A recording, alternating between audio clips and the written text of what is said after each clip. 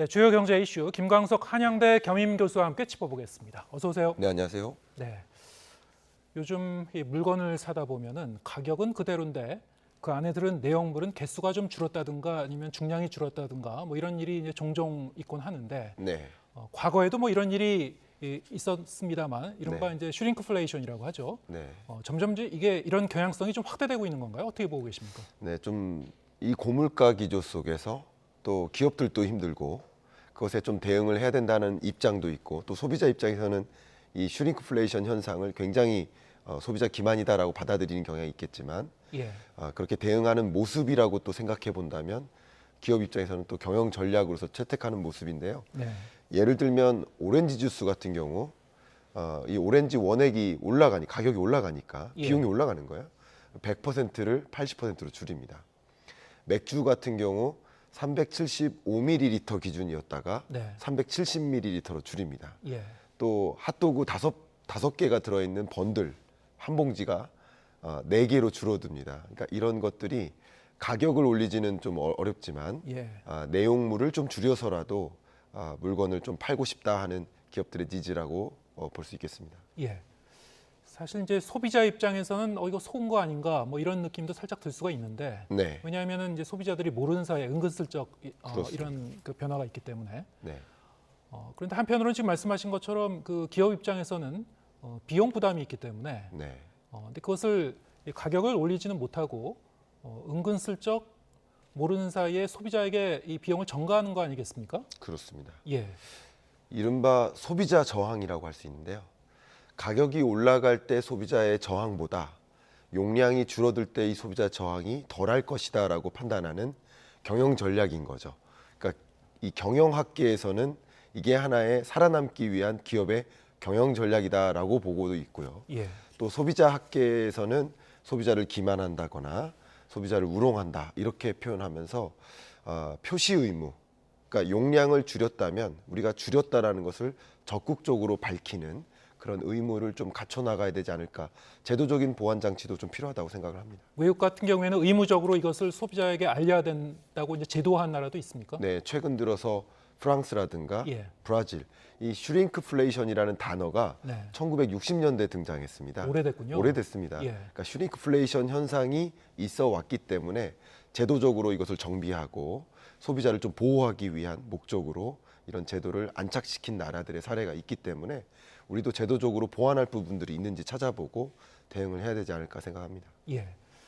이게 요즘처럼 이렇게 다 물가가 전방위로 오르는 인플레이션 시기에는 이런 현상이 좀 더 짙어질 가능성이 높은데 그렇습니다. 또 다른 한편에서 보면은 국가에서는 지금 이 물가를 좀 안정적으로 관리하려고 네, 어떻게 보면은 좀 인위적으로 좀 이렇게 누르려고 하는 그런 그 경향성도 있지 않습니까? 네, 이런 것과 좀 연관시켜 이 분석하시는 분들도 있는 것 같아요. 네, 그렇습니다. 그러니까 실무 담당자를 뭐 소위 빵서기관 예. 할 만큼 그 품목별로 담당자를 정해서 물가를 안정화하기 위해 노력하는 모습이 있습니다. 저는 이런 부분들은 그러니까 오늘 내일을 살피는 일일 수는 있겠지만 중장기적으로 미래를 고민하는 일을 게을리한 것이 아닌가 하는 생각을 아쉬운 마음을 개인적으로 가지고 있습니다. 네. 기본적으로 이 시장 경제에서는 이 가격은 보이지 않는 손 결정되어지는 겁니다. 결정하는 것이 아니라. 근데 가격을 의도적으로 이렇게 통제하려고 하는 움직임이 어떤 양태로 나타날까 하는 걱정이 드는데 그것이 바로 슈링크플레이션인 거고요. 예. 두 번째는 글로벌 경쟁이라는 걸 논했을 때 우리가 선진국으로 와 있고 또 더 높은 선진국으로 도약하기 위해서 제품들을 한 단위 한 단위 고사양, 고품질, 고부가가치화 예. 이것을 추진해야 되는데 가격 경쟁을 놓고 추진하다 보면 저품질화, 저사양화, 그러니까 우리가 나아가야 할 글로벌 경쟁력을 실추할 수 있게 되는 그런 배경이 아닌가 하는 걱정이 좀 듭니다. 예. 정부가 저렇게 적극적으로 관리할 때는 뭐 과거에도 그런 적이 있었습니다만 적어도 단기적으로는 좀 효과가 있었습니까? 네, 단기적으로는 효과가 있을 수밖에 예. 없습니다. 하지만 이제 중장기적인 효과가 문제군요. 네, 중장기적으로 더 위험할 수 있는 것은 뭐냐면 예. 결과적으로 가격을 억눌렀을 때 시장을 나름 장악하는 장악 능력이 있는 다소 과점적 영향력이 있는 기업의 경우 가격을 유지할 수 있어요. 예. 근데 중요한 것은 그 가격으로 제품을 공급할 수 없는 상대적으로 경쟁력이 떨어지는 기업들이 도태될 수 있고요. 네. 그러면 기존의 시장을 장악했던 과점 기업이 독점화될 수 있겠다는 거죠. 네. 그런 것은 우리 경제가 바라는 완전 경쟁 시장을 바라는 그런 방향성과 좀 엇갈리는 부분이 있기 때문에 이런 제도를 도입하는 것도 장기적으로는 예. 고민해야 될 부분들이 많이 있다라고 생각을 합니다. 시장 자체가 왜곡이 될 수가 있다. 그렇습니다. 그리고 일정 시점에서는 다시 그동안 꾹꾹 눌러놨었던 물가가 한꺼번에 그동안 못 올렸던 것까지 한꺼번에 또 오를 수 있지 않습니까? 정확하십니다. 예. 결과적으로 독점적 영향력을 행사하게 되는 그런 기업들은 가격을 얼마든지 또 나중에 끌어올릴 수 있는 배경이 될 수 있겠다. 이런 것들이 좀 우려되는 것입니다. 예, 알겠습니다. 자, 우리 경제가 얼마나 성장할지 여러 기관들이 이 전망치를 내놓고 있습니다만 국책 연구기관인 KDI도 올해와 내년 이 우리나라의 경제 성장률 전망치를 소폭 내렸어요. 좀 어떻게 그렇습니다. 보셨습니까? 네, 경제 성장률 전망치는 낮춰잡았고 물가 상승률 전망치는 올려잡았습니다. 예. 결과적으로 고물가가 더 장기화될 것이다. 고물가가 장기화되면 고금리가 또 장기화된다. 국내적으로 보면 고물가와 고금리가 경제를 억누르는 거죠. 예. 그러니까 소비 진작이 안 됩니다.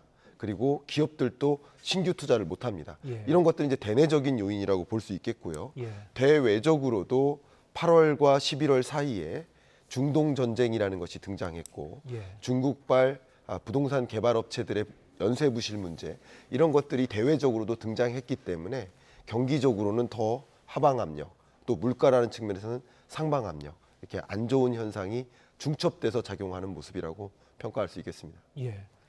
뭐 대내외 여러 가지 이제 변수가 이제 복합적으로 작용하고 있는데 네, 그렇다면 정부가 그동안 계속 지금 그 얘기해온 상저하고 네. 이건 어느 정도 좀 실현돼 가고 있는 걸로 보십니까? 아니면은 사실 말뿐이라고 보십니까? 네. 뭐 엄격하게 말씀드리면 상저하고라는 표현을 쓰기보다 상저하저인데 예.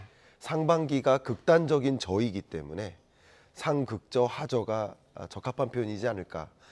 이 2023년 경제 성장률은 예. 우리 한국 경제가 4번의 경제 위기가 있었거든요. 1980년 역성장했고요. 네. 오일 쇼크 때문에 IMF 외환 위기 역성장했고 글로벌 금융위기 때 안 좋았고 2020년 팬데믹 경제 위기 때 안 좋았습니다. 이 4번의 경제 성장률을 제외해 놓고 보면 예. 올해 성장률 1.4%가 가장 낮아요. 그러니까 이런 경제 속에서 상저하고 고라는 표현을 쓰는 것이 네. 국민적 공감을 얻기가 더 어렵지 않을까 생각하고요. 예. 다만 숫자적으로 보면 예. 상반기 성장률이 0.8% 정도, 하반기 성장률이 대략 1.6% 정도, 상반기보다는 하반기 성장률이 좀 높다라는 측면에서 상저하고를 표현을 쓸 수도 있겠지만 네. 체감적으로는 네. 도저히 이것은 용납할 수 없다라는 예. 생각이 들기 때문에 좀 조심할 필요가 있다고 생각합니다. 높을 꽃자를 쓰기에는 좀 궁색하다. 예. 그렇죠. 그래서 예. 상저, 하저 혹은 예. 상극저, 하저가 예. 좀 더 적절한 표현이지 않을까 생각합니다. 알겠습니다. 우리가 이제 수치로 이제 보면 되는 거니까요. 그렇습니다. 그런데 이제 KDI가 또 며칠 전에 네. 발표했었던 그 또 다른 그런 이 발표 내용을 보면은 11월 경제 동향인데요. 거기서는 우리 경제가 반도체를 중심으로 경기 부진이 이제 완화되고 있다. 네. 전반적으로 보면 경제 지표가 회복세에 대한 기대감을 키우고 있다는 취지의 이제 얘기를 했는데 네. 경제 전망치를 좀 내린 것과 네. 이거와는 어떻게 같이 연관시켜고 어떻게 우리가 볼 수 있는 겁니까? 네, 아마 혼동이 되실 수도 있을 것 같습니다. 살짝 결이 다른 거 아닌가 뭐 예. 이런 생각도 들고요. KDI라는 같은 국책 연구 기관에서 예. 다른 결의 말씀을 하셨기 때문에 좀 혼란스러울 수 있겠지만 이 부분은 혼란스럽지 않으셔도 될 것 같다. 이렇게 의견을 드리겠습니다. 왜냐하면 경제 성장률 전망치를 제시한 건 올해 성장률입니다. 예. 그러니까 올해 성장률이 지난 8월에 봤던 것보다 이번 11월에 본 결과 기존 전망보다는 높게 잡지 못하고 더 낮춰 잡는 예. 그런 현상이라고 생각하면 좋겠고요. 네. 11월 경제 동향을 봤더니 어쨌든 상반기보다는 하반기가 조금은 나아지고 있구나라는 표현이기 때문에 조금 결이 다를 수 있다 의견을 드리고요. 다만 여기서 유의할 점은 우리 한국 경제가 특히 수출을 중심으로 개선되는 모습이 보이고는 있습니다. 네. 근데 반도체를 중심으로 뚜렷한 개선세가 나름 나타나고 있고요. 반도체를 제외한 나머지 품목의 경우에는 뚜렷한 회복세가 전혀 나타나지 않고 있습니다. 예. 그래서 반도체 착시 현상으로 생각할 수도 있기 때문에 여전히 한국 경제가 괜찮다, 좋다, 고다 이런 표현을 쓰기에는 좀 어색함이 있지 않을까 생각합니다. 예, 알겠습니다. KDI 설명을 좀 더 보면은 우리 경제, 우리 경기 회복을 좀 발목을 잡을 수 있는 그 요인들, 특히 외부 요인들을 들고 있는데 네, 국제 유가, 중동 사태에 따른 이제 국제 유가의 급등 가능성, 그리고 중국의 부동산 경기 위축을 이제 꼽았습니다. 네, 특히 이제 중국 경제 관련해서는 이미 이 지난달 소비자 물가, 네. 생산자 물가 다시 마이너스를 기록한 걸로 나왔어요. 그렇습니다. 자, 이게 다른 나라와는 너무 다른 현상인 것 같습니다. 너무나 다른 현상이어서 지금 이 상황을 그냥 예사롭게 보시면 안 되겠다는 생각도 저는 합니다. 예, 지금 자료가 보이고 계실 텐데요.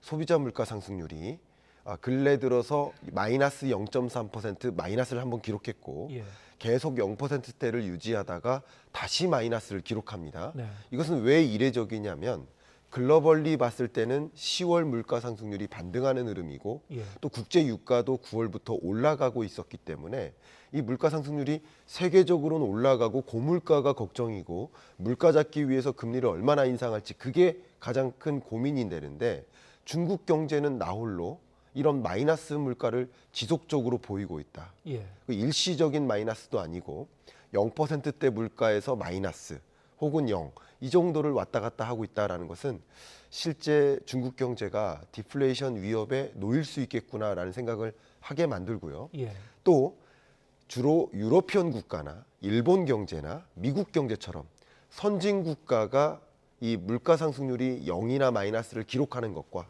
소위 신흥개도국이 마이너스나 0을 기록하는 것은 전혀 다른 문제이기 때문에 상대적으로 신흥국 입장에서 마이너스나 0에 해당하는 물가 상승률을 기록한다는 것은 생각하는 것보다 더 강한 물가 하락이다. 이것은 물가가 이렇게 하락하는 것은 그만큼 중국 경기가 부진하다라고 해석해 볼 수 있겠습니다. 네. 저렇게 이 마이너스 물가가 나오는 그런 그 이면에는 네, 그러면 그 부동산 경기가 좀 많이 문제가 되고 있는 겁니까? 부동산 경기도 문제가 됩니다. 예, 결국 부동산 거래가 활발히 일어나지도 못하고 자산 시장의 기초에서 소위 말하는 자산 효과죠. 자산 가치가 쪼그라들고 있으니까 예. 소비를 할 수가 없습니다. 네, 자산을 보유한 주체는 가게도 있고 기업도 있을 텐데 가게도 소비할 수 있는 여력이 없겠지만 기업조차도 적극적으로 신규 투자를 못합니다. 예, 그러니까 소비와 투자를 더하면 그게 내수인데요. 중국 경제의 내수 경기가 위축되니까 가격이 자연스럽게 쪼그라드는 모습이다. 이렇게 해석해 볼 수 있겠습니다. 그렇게 되면 저런 것이 장기 경기 침체로 갈 가능성, 네. 추세적으로 계속 갈 가능성 상당히 높다고 보시는 겁니까 지금? 네, IMF의 경제 전망치를 좀 인용해서 말씀드리면 예, 올해 중국 경제 성장률이 5.0%, 네, 내년 성장률이 4.2%입니다. 그리고 그 이후에 2024년 이후의 성장률도 점차 3%에 가깝게 떨어지는 국면입니다. 예, 그럼 중국 경제의 잠재 성장률을 대략 한 5.5%로 가정해 보면 잠재 성장률을 밑돈 채 계속 하향 안정화되고 있으니까 중국 경제로서는 이런 현상을 경기 침체로 정의할 수 있을 것 같습니다. 네. 자 그렇게 되면은 우리나라 경제는 어떤 불똥이 튈 건가? 어떤 네. 영향이 있습니까? 일단 기본적으로 우리나라는 뭐 절대적으로 수출을 많이 의존하고 있는 그 국가가 중국이기 때문에 예, 지금은 많이 줄었어도 20%입니다.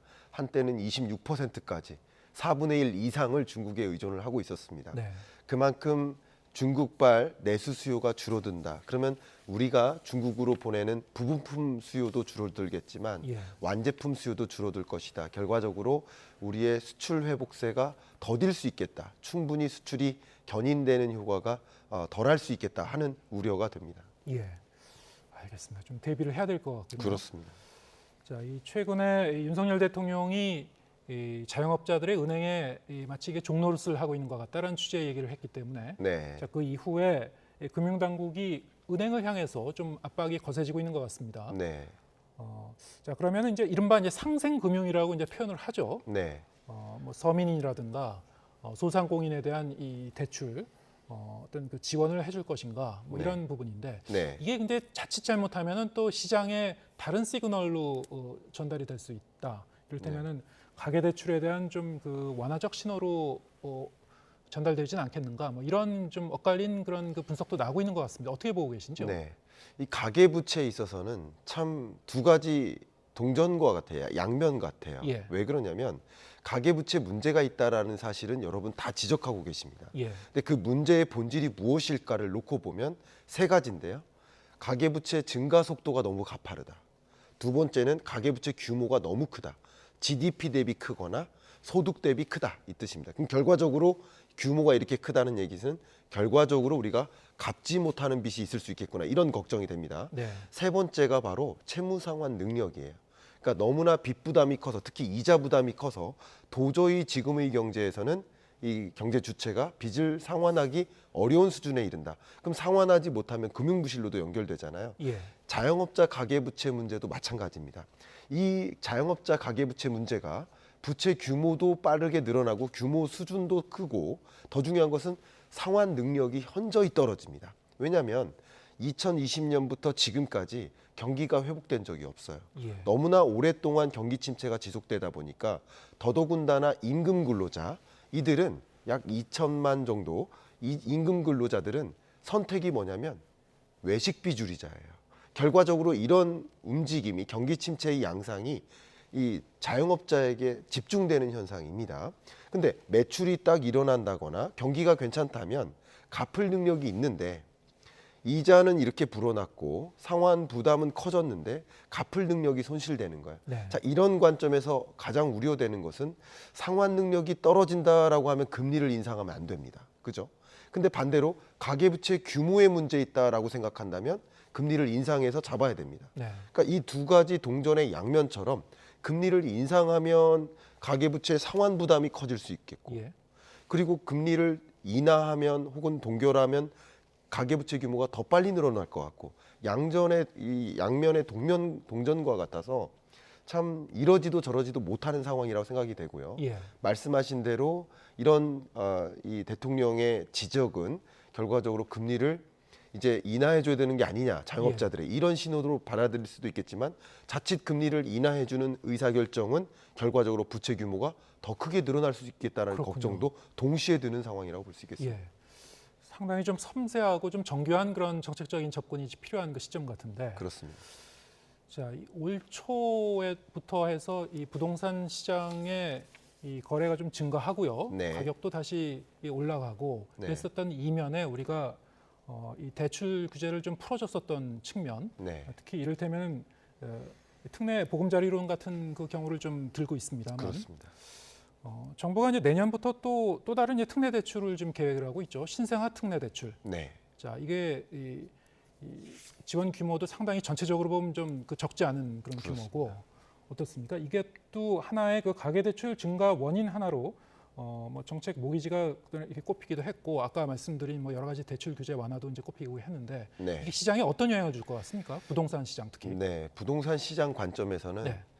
좀 말 그대로 이 가계부채 규모가 늘어나는 속도랑 가격, 평균 아파트 매매 가격이 움직이는 상승세로 전환되는 흐름하고 거의 똑같이 맞물립니다. 네. 집을 거래할 때 부채에 의존하기 때문이라고 생각해 볼 수 있겠는데요.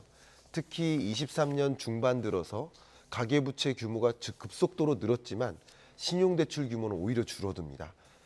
담보대출을 중심으로 늘어나는 겁니다. 예. 결과적으로 이런 27조 원가량의 특례 대출을 또 다시 활용하게 되면 주택담보대출 규모가 늘어나고 가계부채 규모는 더 늘어날 수 있겠고요. 예. 그런 늘어나는 속도는 그만큼 거래량을 뒷받침해주는 표현이기 때문에 그만큼 주택 가격은 잘 떨어지지 않는 강보합에 가까운 그러니까 보합이지만 그래도 떨어지지 않는 정도에서 관리하는 그런 흐름으로 야기시킬 가능성이 높겠다라고 저는 진단을 하고 있습니다. 예. 대출 규모를 다시 좀 그 늘리는 그런 결과가 될 수도 있고 물론 적용되는 그 평수는 그 일정 평수 이하에만 이게 적용되는 걸로 알고 있습니다만 그렇습니다. 예. 그래도 어느 정도 영향은 있을 수 있다. 네, 이 주택이라는 것이 소형 평수도 있고 중형 이상도 있겠지만 예. 이 거래량 자체가 나머지 평형에 대한 자극도 줍니다. 예. 시장에 대체제 성격이 있기 때문에 그런 수요가 뒷받침되는 모습이고 거래가 활발하게 일어난다는 이런 현상을 보게 되면 어쨌든 평균 가격을 상승 견인시킬 수 있고 그러면 구매를 해야겠네라는 생각을 더 추가적으로 자극할 수 있겠죠. 예. 그런 것들은 부동산 매매 가격이 쉽게 떨어지지 않도록 야기하는 그런 요인이 될 거라고 보고 있습니다. 알겠습니다. 부동산 시장 전망에 대해서는 전문가마다 뭐 여러 가지 그 전망과 분석이 나올 수 있는 거니까요. 그렇습니다. 예, 조금 더 지켜보도록 하겠습니다. 김광석 한양대 겸임교수와 함께했습니다. 고맙습니다. 감사합니다.